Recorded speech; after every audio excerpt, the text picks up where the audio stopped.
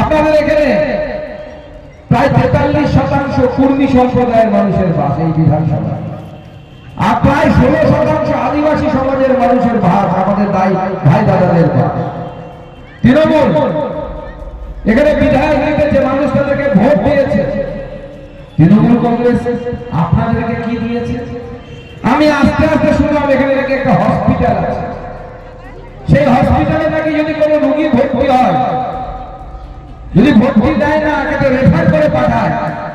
আর refer করা যদি না করে, যদি হসপিটালে রাত্রিবেলা থাকে আর সকালবেলা ঘুম থেকে ওঠার পর কোনো মহিলার যদি বাথরুম করতে হয়, তাহলে হসপিটালে ব্যবস্থা নেই, নদীর পাড়ে যেতে হয়। কি আমি ঠিক বলছি না মিথ্যা বলছি? কি ঠিক বলছিল? মমতা বন্দ্যোপাধ্যায় আপনাদেরকে এটা দিয়েছে। আপনাদের দুঃখ বোঝে না, কোন দিন বুঝবে জানেন?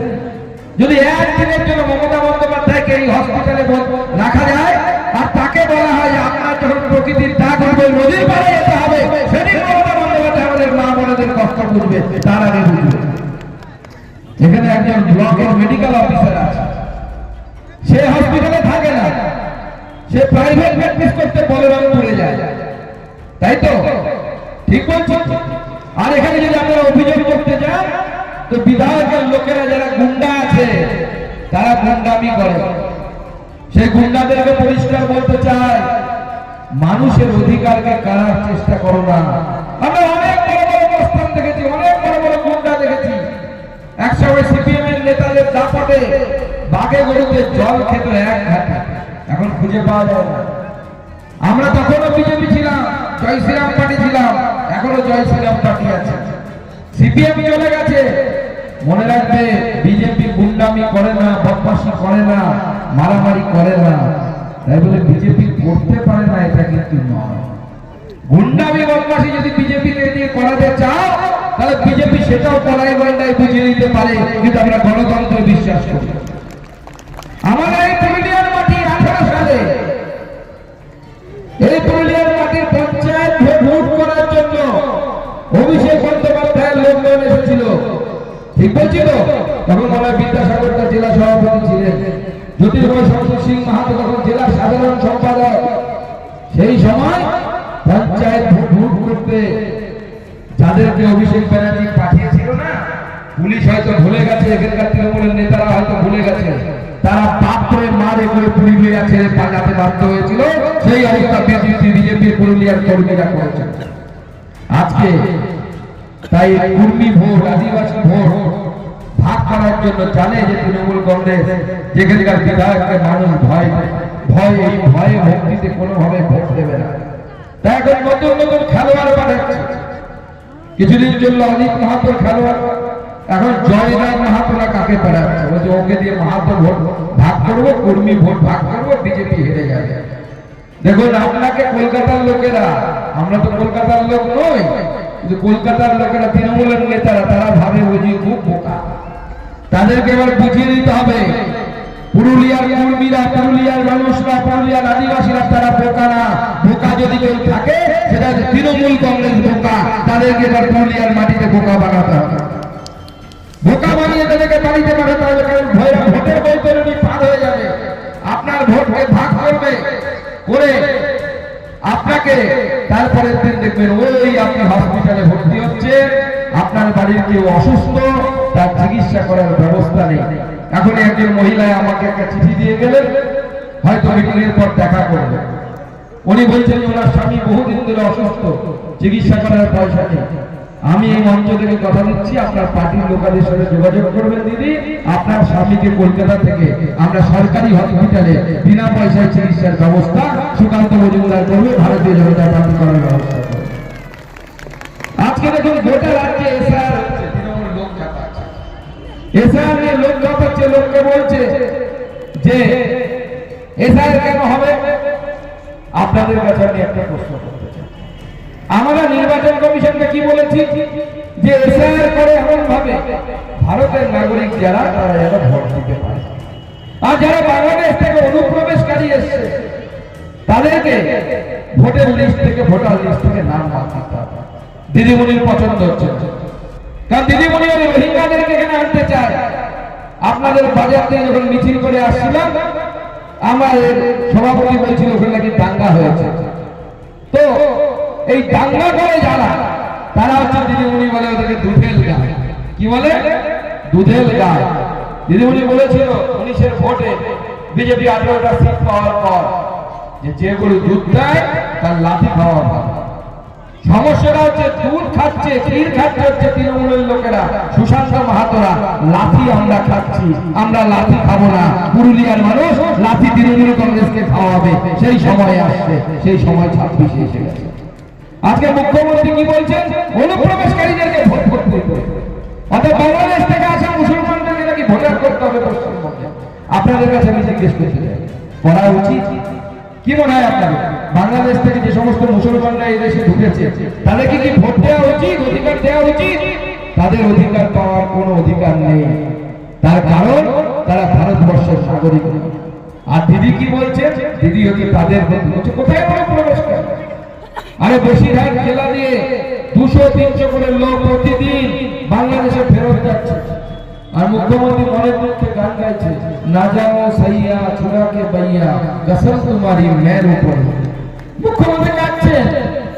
মুখ্যমন্ত্রী জানে যদি বাইরে চলে যায় এরা, তাহলে বলো আগামী দিনে তৃণমূল কংগ্রেসকে ভোট করার কেউ থাকবে না, ভোট দেওয়ার কেউ থাকবে না। সুশান্ত মাহাতোর মতো চোরেরা তারা জেলের ভিতরে থাকবে আগামী দিনে। সেই দিন আসছে, সেই দিনের জন্য তৈরি হওয়া। আজকে আমরা অবাক হয়ে গেল যে এই পুরুলিয়াতে যেখানে আমরা দেখতে পাচ্ছি এখানে পাথরটি ব্লক স্বাস্থ্য কেন্দ্রের প্রচন্ড দুরবস্থা। এখানে আমাকে বলছিল এখানে মনে হয় 12টা মনে হয় সরকারি স্কুল আছে। আমাদের জেলা পরিষদের সদস্য বলছিল 12টা স্কুলে সর্বোচ্চ শিক্ষক হচ্ছে একটা স্কুল নাকি 5 জন। আমি বললাম আরে 5 জন, তাহলে এসএসসি দিয়ে যে সমস্ত শিক্ষকরা ঢুকেছিল তারা কোথায় গেল, কোথায় চলে গেল? বলছে তারা নাকি তৃণমূল নেতাদেরকে ঘুষ দেয়, উৎসশ্রী বলে একটা পোর্টাল আছে সেখানে অ্যাপ্লাই করে, আর পুরুলিয়াতে কেউ থাকে না, সবাই নাকি অন্য জায়গায় চলে যায়। কি ঠিক? আপনাদের ছেলে মেয়েরা স্কুলে পড়ে তো? দিদিমণি মাস্টার আছে না তারা আসে? আরে দিদিমণি মাস্টার কোথা থেকে থাকবে? 26,000 লোকের চাকরি চলে গেল। কারণ কি? পার্থ চট্টোপাধ্যায় আর তার বান্ধবী মিলে ঘুষ খেয়েছে। বান্ধবীর বাড়িতে 1 কোটি টাকা। 1 কোটি টাকা দেখেছেন একসাথে? বলুন 1 কোটি টাকা কে দেখেছেন একসাথে? আমি তো দেখিনি এখনো পর্যন্ত। তৃণমূলের একজন নেতার বান্ধবীর বাড়ি থেকে, নিজের বাড়ি থেকে নয়। কত কোটি? 51 কোটি টাকা বেরোচ্ছে। মেশিন কিনতে করতে হাঁপে যাচ্ছে, মেশিন দিয়ে ধোঁয়া বেরোচ্ছে। তাতে একটা বান্ধবী খুঁজে পাওয়া গেছে। লোকে বলছে আরো 4-5টা বান্ধবী আছে, ওদের বাড়িতে নাকি আরো টাকা আছে। আমরা জানি না এদের কত বান্ধবী আর কত টাকা থাকে। আজকে তাই আমরা অবাক হয়ে যাই যেখানে ইলেকট্রিক দপ্তরের একের পর এক দুর্নীতি চলছে। মোদী, নরেন্দ্র মোদী সরকার আপনাদের জন্য ফ্রি মুফট বিজলি ঘর যোজনা শুরু করেছে। তার মানেটা কি? আপনি ছাদের উপরে সোলার প্যানেল লাগাবেন, নরেন্দ্র মোদী 75,000 টাকা আপনাকে ভর্তুকি দিবে, আর আপনার বিল কমে যাবে। এখানে লাগু হচ্ছে না। উল্টে মুখ্যমন্ত্রী মমতা বন্দ্যোপাধ্যায় ইলেকট্রিক্যাল বিল বাড়িয়েই যাচ্ছেন, বাড়িয়ে যাচ্ছেন, বাড়িয়ে যাচ্ছেন। আমাদের এখানে পিপিএসপি আছে, পিপিএসপিতে এখনো পিএ পিএসআই এখনো পর্যন্ত দেওয়া হয়নি। উল্টে বিজেপি করে নাকি এই অভিযোগে আমাদের কর্মীদেরকে বের করে দেওয়া হচ্ছে। আমরা স্পষ্ট বলে দিতে চাই, দেখুন যে সমস্ত কর্মীরা ওখানে আছে তাদের অধিকারকে যদি খর্ব করার চেষ্টা করেন, বিজেপি ছেড়ে কথা বলবে না। উচিত শিক্ষা দেওয়ার ব্যবস্থা ভারতীয় জনতা পার্টি করবে, ভারতীয় জনতা পার্টির সেই ক্ষমতা আছে। আজকে বন্ধুগণ, আমরা অবাক হয়ে যাচ্ছি যে এই বাঘমুন্ডির এক একজন নেতা, তাদের কর্মকাণ্ড দেখলে আমরা মাথা খারাপ হয়ে যাচ্ছে। একসময় সিপিএম একটা স্লোগান তুলেছিল, হয়তো আপনারা ভুলে গেছে। একজন বিচারপতি ছিল, সেই বিচারপতির নাম ছিল হচ্ছে লালা।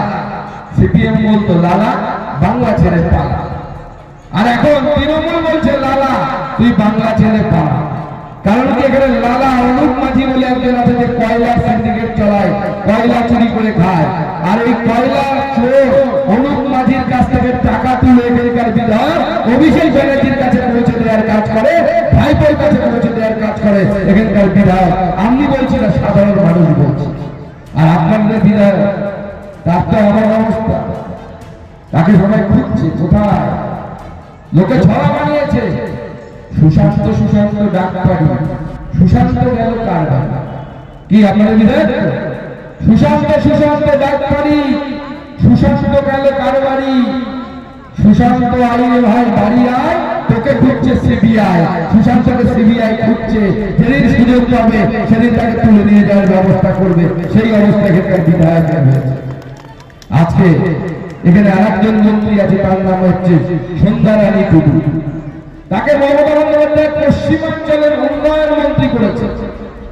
সেই মন্ত্রী কার কি উন্নয়ন করেছে, আপনাদের কি উন্নয়ন করেছে আমার জানা নেই, তবে নিজের বাড়ির দারুণ উন্নয়ন করেছে। তার ছেলে দুর্গাপ্রসাদ টুডু চাকরি পেয়েছে, ভাই কৈলাস টুডু চাকরি পেয়েছে, বোন বেলারানী হাসদা চাকরি পেয়েছে। আবার কি নিজে শুধু করেনি, যা কেউ নিয়েছে, নিজের যে যা আছে সরলা টুডু তাকেও আবার চাকরি পাইয়ে দিয়েছে। আপনাদেরকে চাকরি দিয়েছে কিনা আমার জানা নেই, কিন্তু নিজের বাড়ির সবাইকে, ভাই ভাতিজা ছেলে মেয়ে কিচ্ছু বাদ রাখেনি, সবাইকে এখানে চাকরি দিয়েছে। তাই এই চাকরি চোর সরকার, অত্যাচারী সরকারকে আমাদেরকে তাড়াতেই হবে। যদি তাড়াতে না পারি, আগামী দিনে আপনার যে বাচ্চা ছেলেটা মেয়েটা যারা স্কুলে পড়ছে, তাদের শিক্ষা থাকবে না, তাদের হাতে চাকরি থাকবে না, তাদের হাতে কাজ থাকবে না, তারা অন্য রাজ্যে পরিযায়ী শ্রমিক হিসেবে যেতে বাধ্য হবে। এখনো যাচ্ছে হাজারে হাজারে যুবক, লাখে লাখে যুবক, গোটা পশ্চিমবঙ্গ থেকে 60 লক্ষ যুবক তারা অন্য রাজ্যে দাদন থাকতে যাচ্ছে, পরিযায়ী শ্রমিক হিসেবে যাচ্ছে।